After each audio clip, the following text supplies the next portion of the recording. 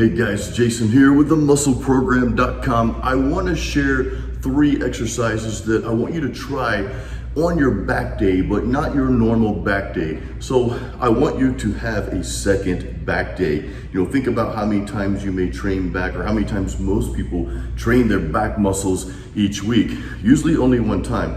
But the problem with that is your back is such a large, or should be a large, muscle group, and it's much larger than the rest of your upper body, say like chest and shoulders and arms. So it doesn't make sense just to train it once a week and treat it like everything else. I think you need to do more volume and take a different approach. So again, this is a quick second back work that you can do like maybe towards the end of your week, or like 3 to 4 days after your normal back day. And what we're gonna be focusing on is training your back from a different angles rather than you would normally do on your normal back day. Now you're probably familiar with these exercises, and they're really just variations of things that you probably already do, but you may kind of forget about these exercises from time to time.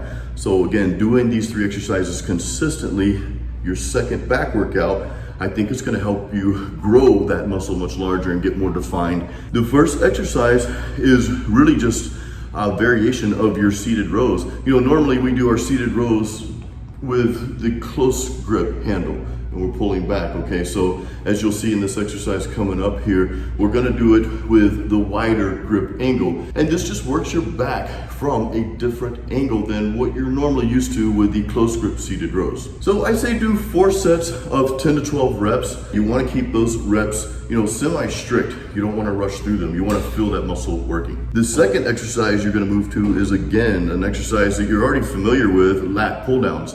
But instead of doing the wide grip lat pull downs, we're actually gonna do the close grip pull downs. So you kind of see what we're doing here. Like seated rows, usually done with a close grip. We're doing that with a wide grip to hit a different angle with the back. The lat pull downs, usually done with a wider grip. We're gonna use a close grip to hit more of that middle of your back there that sometimes gets neglected. And again, here we're gonna do 4 sets of about 10 to 12 reps.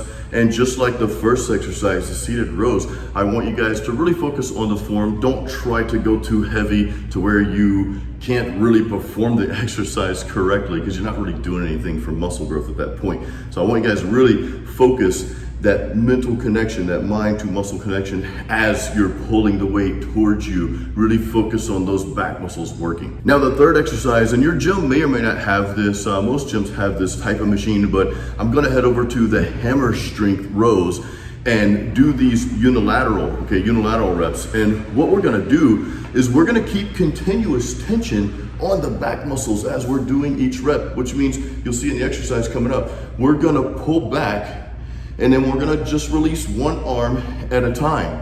And that's gonna keep constant tension. And we know time under tension is part of what helps build muscle. So we're keeping that time under tension longer, actually throughout the entire set here. So this is gonna really work your back muscles. I don't suggest going too heavy on this exercise. Lighten up the weight and just do those controlled reps, really feeling those muscles work. Now, if your gym doesn't have this hammer strength machine, these are the plate loaded hammer strength machines, which are really awesome.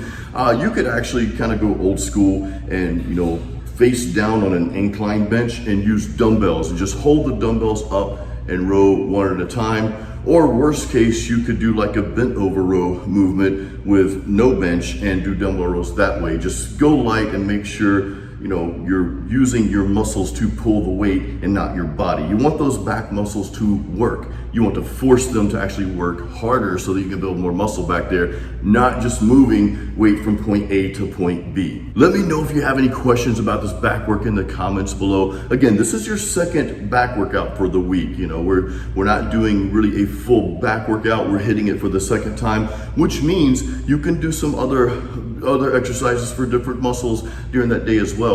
For example, I'm filming this on Friday, which I choose Friday to train a little bit of legs and a little bit of back like I just did for this second time, because I feel like those muscles need more attention than the rest of your body parts because they're so much larger. So I do encourage you to train both back and legs twice a week. Even if you want to combine them like I do, like towards the end of the week. It's just good to get that extra movement in there for those muscles, get that extra pump, and use that second back workout or the second workout for any body part, use that to really focus on making the muscles work, not really trying to go heavy, just making those muscles work, forcing them to work harder, and just making them grow. That's what your goal is. Be sure to check out the links in the YouTube description of this video. I have got premium elite programs out there catered to your specific needs, whether you're training for mass and strength or if you're training to get leaner. I've got programs for both of those. There's also an at-home dumbbell workout program for those of you who train at home. Thank you so much for watching this video. Please give it a thumbs up, and I'll see you in the next video. Remember, excuses don't build muscle.